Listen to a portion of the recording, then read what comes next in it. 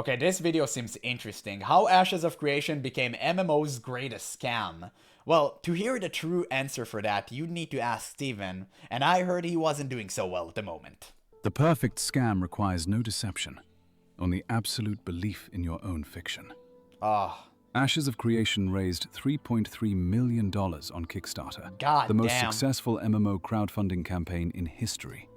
And the last one to ever exist, because Ashes of Creation had shattered every single hope and dream one person had for the entire Kickstarter industry. So it's just over. It's over. Nobody's ever going to fund a Kickstarter project again, which actually kind of makes me sad, because there could have been an MMO that came out of Kickstarter that was genuine, but now nobody's going to crowdfund it. Because, you know, it potentially may be a scam. And you know what? At the same time, I'm actually glad. Because there are many scams on Kickstarter. So you're gonna save people a lot of money at the same time. So it's just unfortunate, man. But it's a double-edged sword. I think it's just nature of the beast. Ashes was the last standing, like, true member of honesty and good of Kickstarter money, right? But now that's not the case. No, it was all a scam. And we got bamboozled. Yeah, good times. I love it. I love the modern world. It's so much fun. 8 years I love of this. development, over 100 developers, a community of hundreds of thousands who believed in every promise, defended every delay, and waited through every setback. Man, it's actually so funny watching all of this in retrospect. Like, how the hell didn't I sober quicker?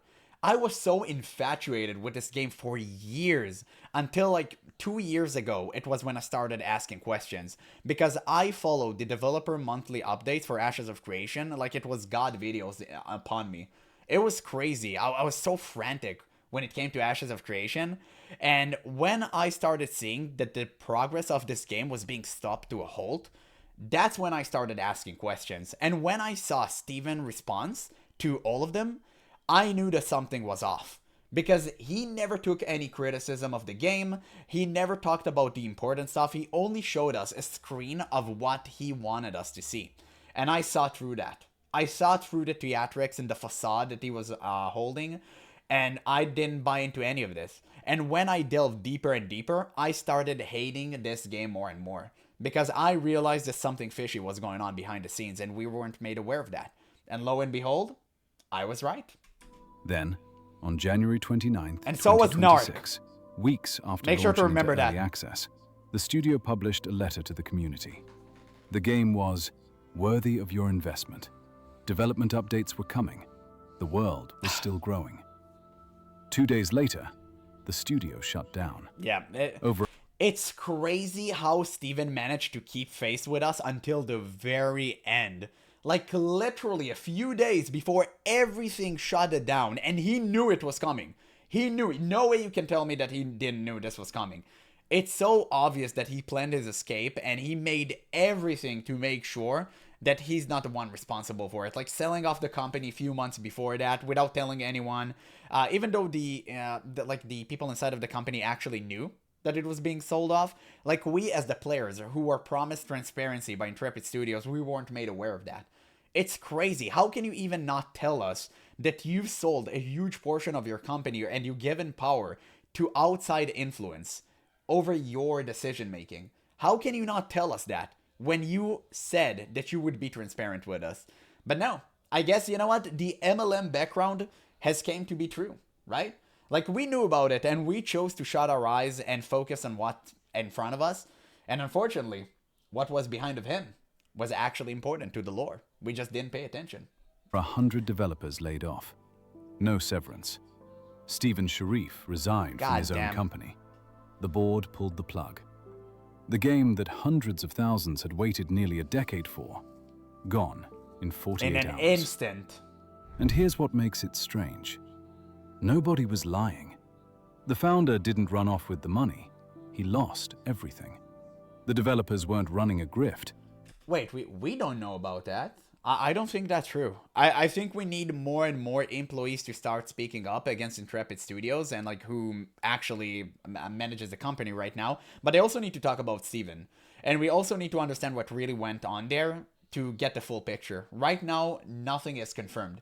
We need to verify more information before we go with big statements such as this. So I don't think he's right about that. They sacrificed their careers for nothing. The investors weren't idiots. They followed signals that looked real. The community wasn't naive. They did their research, asked questions, made informed decisions. Not really. Not really. Because if they made informed decisions, they wouldn't have supported it. At the beginning, sure, I can understand. They sell you a dream and you bite into it. But when you see that a game that has been in development for 8+ years, and I'm talking specifically about the Steam Early Alpha release, which people have purchased into, not many, but they have still, I think that you are stupid for purchasing that. Because you had all the signals and all the red flags up and running, and you deliberately chose to ignore all of them. You had all of them up. You saw that. You saw a game that was being developed for 8+ years having nothing to offer. It was so bare bones. Like, how can it be true that 250 fully fledged developers can't achieve something that one guy with Unreal Engine 5 can do in like a couple of years? One guy, okay? It's impossible. Like, something's off, man. Something's fishy. It may be a scam. It may be management problems. Either way, I don't care. It's a subpar product that shouldn't be offered for 50 doubloons. So the people who purchase into that, I honestly hope you get your refund back, because I don't believe you should lose money over it. But that decision that you made was dumb. Nobody won. Nobody lied. It wasn't an informed Everyone decision. believed. So how did this become the MMO genre's most perfect scam? Because when everyone believes, founder, developers, investors, community, it stops looking like a scam at all. It looks like the future. Ooh. Until the market says otherwise. For years, every signal pointed the same direction. Reddit full of posts demanding old-school MMOs. YouTube videos about hardcore systems pulling millions of views. Forums overflowing with passionate essays about full loot PvP. People don't I know what he's about to say. I haven't watched this video. I know what he's about to say. He's about to talk about how it seemed like everyone online asked for hardcore PvP MMO, and that's not the case. In reality, nobody plays these type of games. And this is something that I always spoke about in every one of my videos, and you can check me on that. There is a reason for why not a single hardcore PvP based MMO has stood the test of time, except for like EVE Online, which has a completely different structure, and it cannot be even really considered like an MMORPG. It's just something entirely different, okay? So you can't really put that on EVE. There is a reason for that. People, and that's a fact, people play MMORPGs for PvE. They don't play for PvP. When you make a game like New World, it dies. When you make a game like Ashes, it doesn't even exist, okay? You need to understand that. MMOs exist solely on the back of PvE players. That's it. All you need to do is cater to PvE endies, and you'll have a perfect MMO. Now, I don't believe that we should disable PvP from MMOs. It can be a really good side thing for players who want to engage in it to do. But you need to do it in a confined space. You can do it out in the open where the PvP players have full control over the PvE ones. Because once they have agency over that, we have what happened with Guild Polar in Ashes of Creation. They hijacked an entire server and made everyone else around them miserable. And this is just detrimental to the game health, because it ended up just dying. I mean, even if you saw the early alpha footage before the game officially died, it was already gone. It was lost. It was over. Because Polar made everyone miserable. They elected their own mayors. After their mayorship ended, they destroyed the entire city so no one else would have fun in it. And they did so much griefing. I mean, oh man, it was so cringe to watch. But at the same time, it was kind of hilarious because people claimed that they were subscribing to it. Like, no. Nobody want to be on the losing side. Everyone wants to be a winner, but it can never happen when you do PvP. Someone has to lose. But they just don't want it to be them. Player-driven economies, meaningful death penalties. The noise was deafening. It felt like a movement. Stephen Sharif saw it. Asmongold amplified it. Stephen didn't see it. He was part of it. Stephen self-proclaimed he was He's a self-proclaimed billionaire gamer, okay?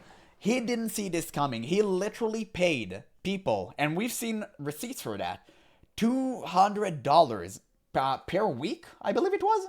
We saw a Neckrage video about that not too long ago.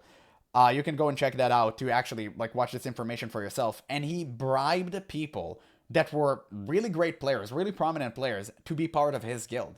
And that's how he hijacks servers. And that's why he loves PvP-based MMORPGs, because he gets to be on top of them. He using real-life money. Now, I'm gonna say allegedly, because I still need to, get this 100% confirmed. So do take this with a grain of salt. I don't want to throw a blank statement here. But based on what I've seen from the Neckrage video, it seems to be true. Lazy Peon celebrated it. The community... Yeah, dude, I'm still waiting for that Lazy Peon video. Where is it? He needs to come out and say that he was wrong. Oh man, I really want to see that video. I'm just so ready for it. Like, please do. Like, please just make that video, Peon. He literally said that he would delete his channel if Ashes turned to be a scam. And oh boy, that's going to be a good one. Rallied around it. And everyone read these signals the same way. If this much content is trending, there must be massive demand. The solution seemed obvious. An independent developer who actually loved the genre could save MMOs. This would be the game that proved it. But they made... He didn't love the genre, he loved being on top of other people because it made him feel good. Because his ego is so inflated. He just couldn't do anything else in life. He didn't love the genre. If he loved the genre, he would have made this entire game PvE based. The oldest mistake in human behavior. He loved winning. They confused volume for size, loudness for demand. They measured attention, not markets. And those aren't the same economy. It took Ashes collapsing to make me understand something fundamental. The economy that drives YouTube views and the economy that sustains MMOs measure completely different things. Let me show you how the attention economy works. Asmongold didn't stumble into building one of YouTube's biggest gaming channels. He mastered what performs. True. Content that validates frustration, that romanticizes nostalgia, that critiques modern design, that positions players against greedy corporations in a David versus Goliath story. And that's what I try to do here. That's what I've been trying to do on this very channel for the past couple of months. Because I understand that speaking my truth is way more beneficial than trying to cater to other people. I could easily make videos like I did back in the day, trying to just, be all in on a certain game and just glaze it for eternity. But that's not what I do here. I love calling out the bad stuff. I like saying the quiet part loudly. That's what I do here. And that's the Asmon way, you can call it. But at the same time, Asmon has some really bad takes, on certain things. And I really wish he spoke about Ashes more, especially after propping up the game. During the years, I think he should have just said, man, I was wrong about that. He said it in a recent video, but he should have been more clear about that. Regardless, doesn't really matter. At the end of the day, I'll do my best to make sure you guys get the most honesty and candid content out there, because you deserve it. You deserve someone who actually speaks the truth. And I believe that the current climate is shifting towards us, and I really want to be in on it when it gets big, right? Not only for the sake of being big. It's not about money for me. I never really cared about it. I just want to have a really big, fun community where we can all have healthy discourse, no matter what we think. And I want to have as many different MMO gamers out there on my channel. Like, coming from different MMOs, because that's the most fun. When you have a Guild Wars 2 player commenting on a WoW video, and when you have a WoW player commenting on, let's say, like, FF14 video, like, I love this. It's so much fun for me. That's the formula. It riles emotions. Emotions drive engagement. Engagement signals the algorithm. The algorithm pushes reach. Reach generates millions of views. But here's the gap nobody saw. Watching a 20-minute video about how modern MMOs betrayed players is entertainment. Screaming in the comments about corporate greed is emotionally satisfying. Instant dopamine. Actually playing a hardcore MMO with punishing systems for years? Yeah, it's garbage. Completely different experience. The dopamine doesn't come instantly anymore. One is consumption. The other is commitment. One gives you satisfaction now. The other asks you to endure systems that might erase weeks of progress, waste hours of your time, punish mistakes you didn't know you were making, all for a payoff that might never come. Exactly. And you can see a clear example of that with Path of Exile. A lot of people like to watch Path of Exile hardcore content, myself included, but I would never engage in it. Like, never. Because I don't want to lose all that time and effort. I'm not ready for it. It's satisfying when you see someone whose entire life revolved around playing Path of Exile doing this type of stuff. But when it's your time on the line and your money in action, you don't want to do that. So that's the difference. And developers don't understand that. Some things are really fun to watch, but not fun to play. And that's exactly like what we do here, right? I mean, we watch the stuff, but we don't play it. It is what it is. And that's why I stick to like PvE stuff, because it's super difficult to do all the hardcore content and stuff. And the time investment you need to put into it, it's just so immense. I can't bring myself to do it, even for the sake of views. Like, I just can't. I'm not having fun. I only do things when they're actually entertaining for me. I love watching videos that talk about the things that I want to talk. That's how I made a 4-minute video, right, into a 16-minute long video. And we're only just starting. So I'm gonna let this actually roll, because I'm kind of just, blabbing here. I should have made this maybe into a separate video. I don't know. I didn't expect to actually enjoy this one so much. These measure different things in He got me riled up. And when you understand that viral attention and actual player behavior aren't the same economy, everything about Ashes makes sense. Diablo Immortal launched June 2022. Reddit exploded. YouTube filled with condemnation. The backlash felt universal. Players were furious. And the game made this literally mobile millions. pay-to-win garbage ruins everything. Boycott Blizzard.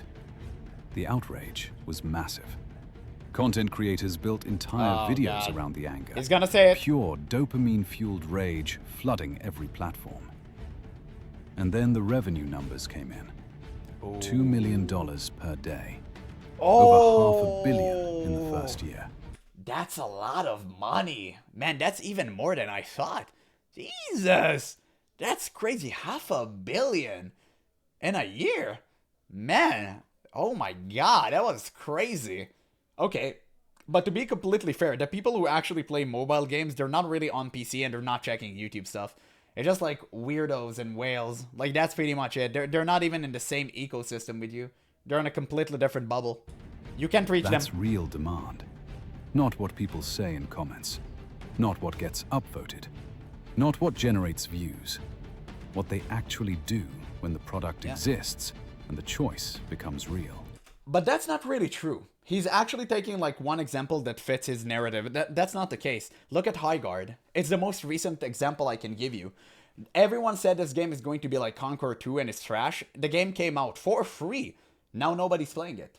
They were right. So it was actually a pretty good reflection of what the people were saying. That it was dead on release. And it was.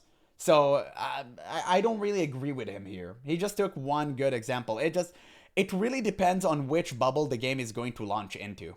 That's the difference. Like, mobile gaming is completely different from PC gamers. PC gamers, of course, they're going to look at this and be like, what the hell is that? But nobody cares, because mobile gamers, you can't even communicate with them. Again, they're not in close proximity with you. So it's pointless. It's just pointless. It's a completely two different examples. Markets don't measure opinions. They measure behavior. And this pattern keeps killing MMO projects. Players say they want one thing, and genuinely believe it because saying it feels good. You think you do, but you don't. But when those systems go live, when the friction becomes routine, almost nobody actually chooses the hardcore experience. They choose something else. Every single time. The actual market for hardcore systems is tiny. A passionate, vocal minority. But they sound like a majority because the internet amplifies drama. YouTube's algorithm rewards certain narratives. Reddit's upvotes validate beliefs. That is true. Attention is massive. Actual demand, who stays, who pays, who plays long-term, is small. Think about it. If hardcore MMO demand existed at the scale it felt online, why aren't Blizzard, NetEase, and Nexon. To be fair, at the time when Lazy Peon made these videos that garnered millions of views, Ashes of Creation was considered to be PvE MMO. It was never considered to be this hardcore PvP-based MMO. This is something we got only the last few years. Like, the notion of it being a hardcore like PvP MMO. Because I was, when it was first revealed, I was at the idea that this game was going to be like fully fledged PvE-based MMO. Just like World of Warcraft, right? I did not expect it to be any other way. But I was wrong about that. And when I saw they were going full PvP, I knew that this was gone. It was a lost cause. Building these games.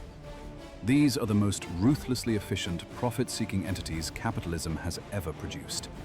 They don't miss real markets. They hunt them obsessively. So why did every modern MMO converge on the same design? Accessibility, convenience, reduced friction, streamlined progression, respecting player time. Not because these companies hate money or gamers, because 20 years of data, millions of players, retention curves, revenue analytics, behavioral metrics, all pointed the same direction. At the scale needed to fund AAA live service operations, players choose convenience.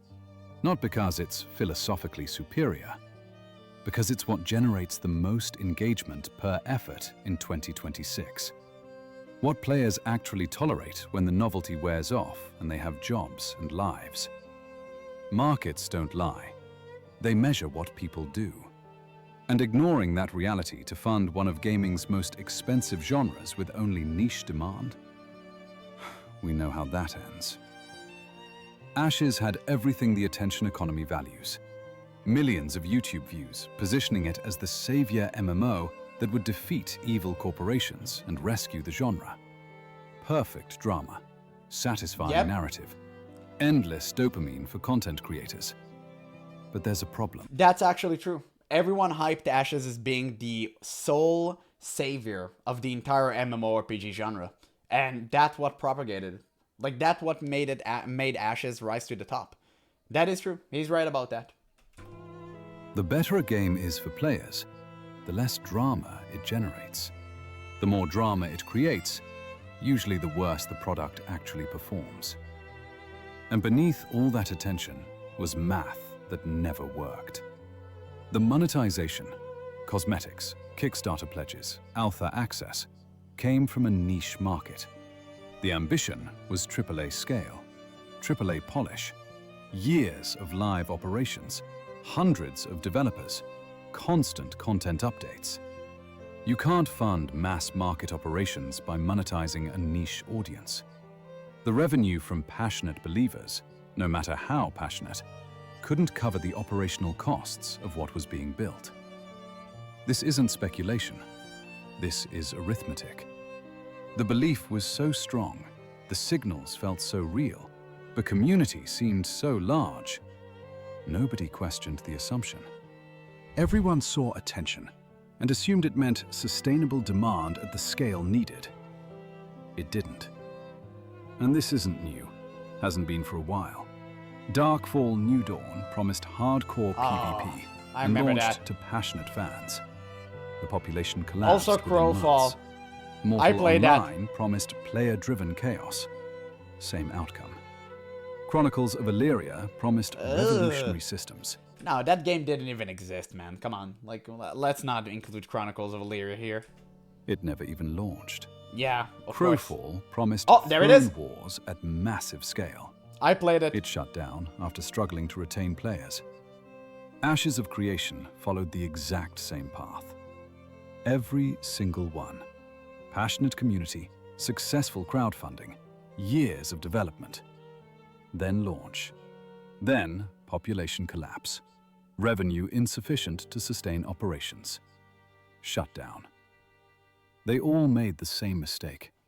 They built for attention signals instead of behavioral demand. They saw loud voices and assumed large markets. They mistook passion for population. They confused what performs on YouTube with what sustains MMO operations. True. And the ultimate tragedy is that Stephen Sharif wasn't actually running a scam. He was running a failed operation. so perfect, he couldn't see it. The developers were building toward a mirage that looked real from every angle. The investors were following signals that seemed legitimate and clear. What investors? Wasn't this game was fully funded by Steven though? He's constantly saying investors. It kind of get me confused. I don't understand. I think this man has his like facts like all turned off. Like all like turned off. I don't know what the hell is going on. Like it's so weird. Like what investors? Steven said this game was fully funded. And that's it. Unless when he say investors, he mean like the Kickstarter stuff? Which is like the donations? I'm not really sure. Yeah. I'm kind of confused here. Was doing exactly what the internet trained them to do. Mistake engagement for consensus. Volume for market size. Viral content for sustainable demand. The MMO community convinced itself that nostalgia for yesterday would solve the problems of tomorrow. And then the market spoke. Behind all the YouTube views, all the Reddit threads, all the viral tweets, what mattered was what people actually did when forced to choose between watching drama and playing a game. When that choice became real, the players weren't there. Not in numbers large enough to fund initial development. Not in numbers sustainable enough for long-term operations. Ashes chased increasingly expensive funding to support AAA ambitions with a market that kept shrinking. And that's why this was always doomed from the beginning. Not because Stephen Sharif was dishonest, or because the developers didn't work. No, he was dishonest. You can't exonerate him here. No, he was dishonest. He should have told us about the board and all the other stuff that wasn't going to plan. Clearly they weren't on schedule, stuff weren't going on properly, and he should have been honest with us on that. 100%. Like, you can't just absolve him of sin. You can't. Hard enough, or because the community was stupid, but because its entire premise was built against market reality. Save gamers from the suits. Prove indies can beat corporations. They can. Go the opposite. They can and they have. I'm really not understanding this video. It's speaking a lot of like things that I think completely just opposite of. It's just so weird. Like indie developers did save the entire industry. Look at Expedition 33. Like it just clapped every single AAA game out there. So what are we talking about? Of course an indie company can just come out and like win the greedy overlords. It happened. And it will happen in the past. And it will happen in the future, sorry. It happened in the past, and of course, it will continue happening. And we're seeing this more and more frequently these days, which I absolutely adore. I think the next big MMO is going to be from indie developer. 100%. Direction of every successful MMO publisher. Which means going against 20 years of data, showing what actually sustains at scale. It was built on the internet age's fundamental illusion. Confusing the attention economy's short-term dopamine with the market economy's long-term behavioral demand. It was always going to reach this point, where the perfect scam reveals itself. Bro, why that game had like 17 different mounts, but the classes were garbage? That's what I don't understand. It's like the priorities were so twisted. They didn't know what they should do first. Like first you build a solid foundation and then you focus on the mounts. Like, what were they doing? What were they thinking? Clearly, the entire operation was just mismanaged. Where the artist it's believes so obvious. The fiction so completely, it becomes indistinguishable. Potentially can still be a reality, scam from the start. until the market proves otherwise. 1 million YouTube views doesn't mean 1 million players willing to commit years. Forum passion isn't market size. Attention is easy to generate. Validate frustrations, champion underdogs, exploit emotions. That pays YouTube ad revenue, but it doesn't fund MMO servers or years of operations. Corporations exist not because they're evil, but because they're the most efficient point where supply, demand, capital, and labor reach equilibrium. When they stop being that, they fail. Behavior is... Well, that's not really true because they are doing a lot of mistakes and they are missing on a lot of capital. Blizzard clearly messed up with the entire Classic WoW release. They told us, you think you do but you don't. And when they have released it, the entire game was bombarded. It was an explosion of people coming into the game again to experience everything, including myself, because it was fire. everyone spoke and everyone told that they want Classic WoW. The moment we got it, we got into it. It was perfect, man. Like, and Blizzard right now, they don't give us what we really want, which is Classic Plus. I heard they were working on it and they may reveal it later this year, but we still need to have to wait and see. And if Classic Plus would actually pop the hell off, everyone who said that Classic Plus is a mistake will just shut the hell up. Because they would understand that they were wrong. And I actually remember now the people who said Classic WoW was just nostalgia and nobody would ever play it. And the moment Classic was released and the numbers were so high, way higher than retail at the time, yeah, those people just went away. And potentially just played Classic. Because they knew how stupid they looked. And yeah, it's going to keep happening. It just, it's a matter of whether you really want to listen and take that feedback and actually take that risk, because there is a risk involved. I'm not saying there isn't. You'd always be much safer just going the route you're already on and keep on a steady influx of revenue coming. But at the same time, you would much rather take a risk and gain much more potential, not only in revenue, but just the player retention. In my opinion, at least, right? You would much rather have that over than steady declining revenue, just like Blizzard has. Is demand. Everything else is So news. I don't think they're the best, and basically, unless what I something tried to say there. fundamental changes about how we read these signals, it happens again. Next time someone promises the hardcore MMO that will save the genre, the forums will explode. YouTube will amplify it. Kickstarter will fund it. Everyone will believe. Just like before. Man, how could anyone think this was fun? Because the perfect scam is the one where everyone, Like, including it's the not artist, fun, dog. Like, nobody wants to believes it just isn't fight for a scam caravan. at all. Like, the middle of the forest. It's actually crazy. Okay, Jesus. Thank God. Seems to be the end of the video. I thought this video was going to be way more entertaining than that. It was to a certain degree, but I disagreed with him on a lot of the takes. I thought I'm just going to agree with everything. But I guess at the same time, it was a very interesting video. I love that conflict, like, between us. Like, it's great. I love watching videos from the opposite side. I just didn't expect this to be one, according to the title. But I guess at the end of the day, it is what it is. He was right about certain things.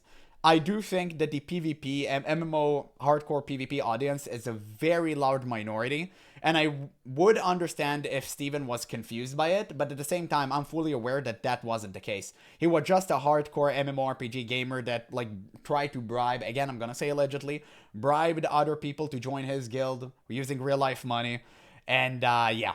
I heard he bought huge amount of gold in Lineage 2, or was it Arcade? I don't really remember. One of these games, and it was crazy, right? So he wanted to create a game that is good for himself and his friends, but unfortunately, they do not really matter in the grand scheme of things, because PvE players are the majority. So any game, any MMORPG that would ever cater to the 1%ers is only going to get that 1%ers. And no game can be sustained off of that. Games are usually just being held by the casual fan base. And that's why I always said, you should aim for the 70 to 80% of players in the middle. Always. Like, regardless which game you're playing, MMORPG, whatever, doesn't really matter which genre, you should always look at what most people like to play.